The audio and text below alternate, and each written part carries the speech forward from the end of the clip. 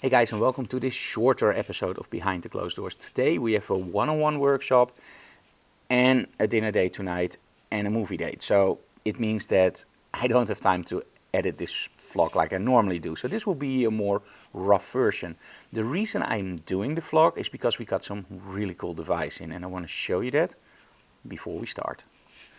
Okay, now everybody that has watched Digital Classroom knows that we do the photo shoot, and that's done with all the cameras in the studio straight into a mixer, and that mixer goes into Wirecast via Thunderbolt.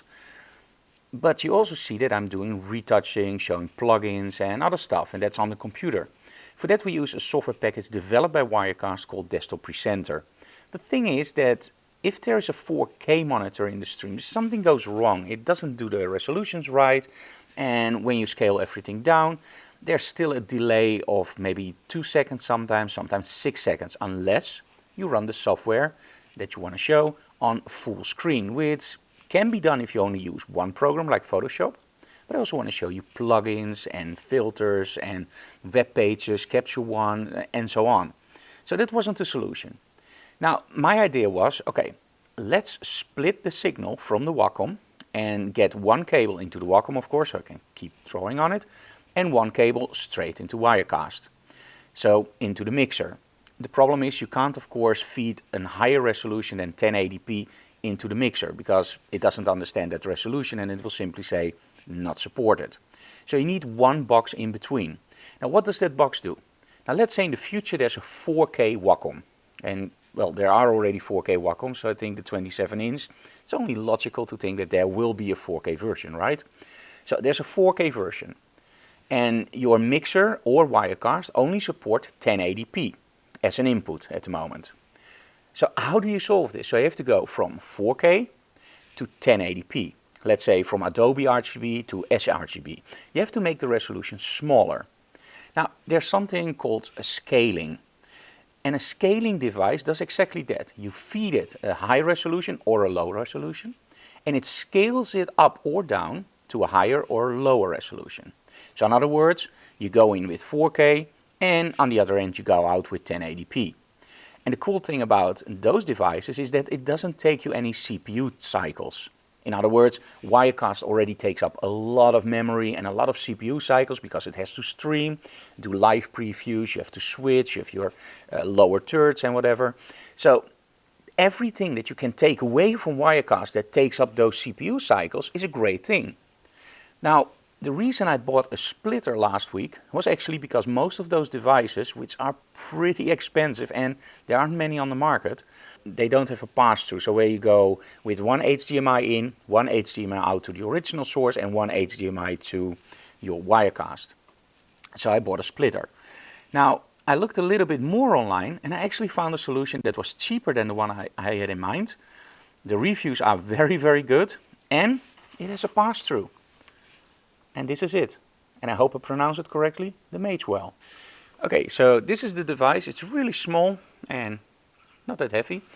And here you have the input. So this is where I actually will put in my Wacom from the computer. So the cable from the computer's video card will go into the input. And this is the pass-through. So there will be a cable from this one straight into the Wacom. Now in the case of the Wacom, that actually means that I will get a smaller HDMI cable, go from the computer into here and plug the Wacom straight into there. Now inside, and this is the cool thing, and this is something that's very, very handy. Inside, all the conversion is done. So I go in with 4K, or in this case I go in with, I believe, 2560. I go into this, and inside all the calculations will be done, and over USB 3 there will be an output, and you can choose the output 720p or 1080p or whatever you want outputted. So we're going to try this out next week. Looks pretty good. And by the way, you also have mic in and headphones out in case you want to monitor it, and of course if you want to mix audio. Now in our case the audio goes via the Roland switcher, so we don't need that. But for example, if you're a gamer and you want to capture your PS4 or Xbox One or whatever device you're using, and you want to talk to your friends online and go like, okay, this is what I did, and you know how game streaming goes, right? So you have the commentary in there. So you can just put your mic in here, put your headphones in, play your game on your console and record it on your PC or stream it straight away. So, and if you're running Windows 10, of course you can stream straight on, but not with the PS4, I believe. Looks pretty promising, and the cool thing is we bought that splitter, as I said in the previous episode, and this one actually doesn't need a splitter because it has a loop through. So if anybody needs a splitter for 4K, no, just kidding, we're going to use that splitter for something else.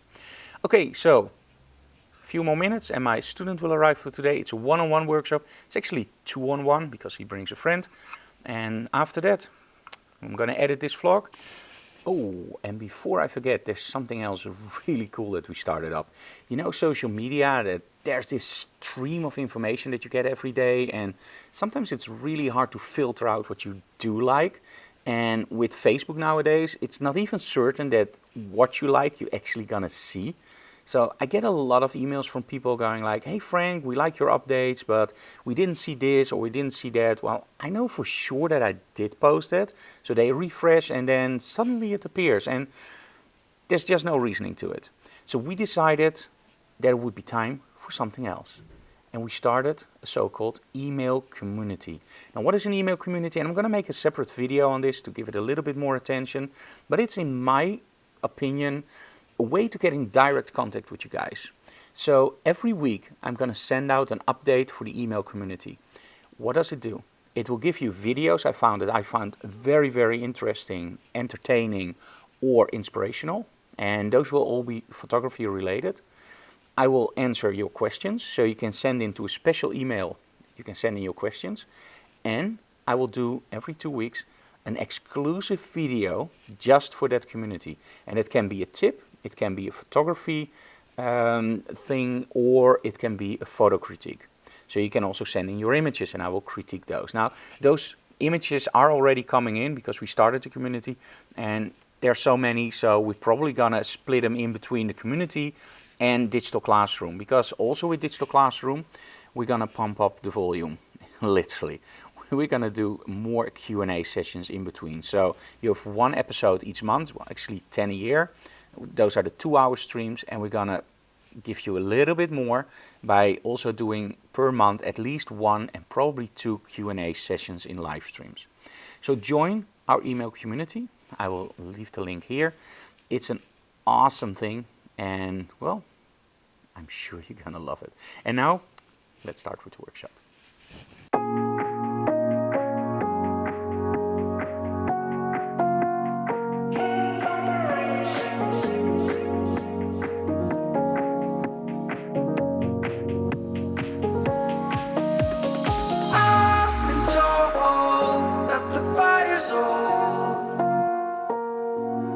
Stars are in light, the weeper, we would know.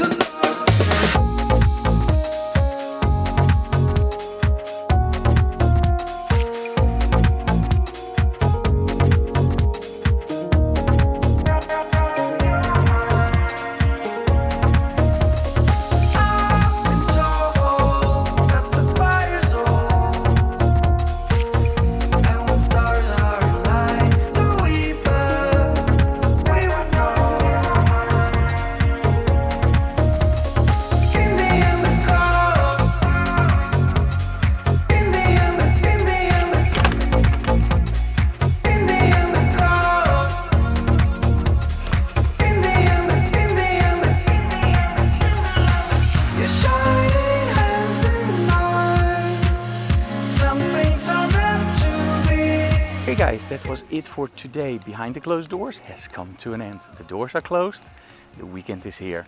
I hope you enjoy what we do. Please subscribe to our channel, subscribe to that new email community, and of course hit that like button. Share this channel with other people, because then we can grow and give you guys more stuff. Hey guys, see you again next week, but that will probably be on Wednesday. But you never know, because making a vlog is pretty addictive. Have a good weekend, guys. Bye bye.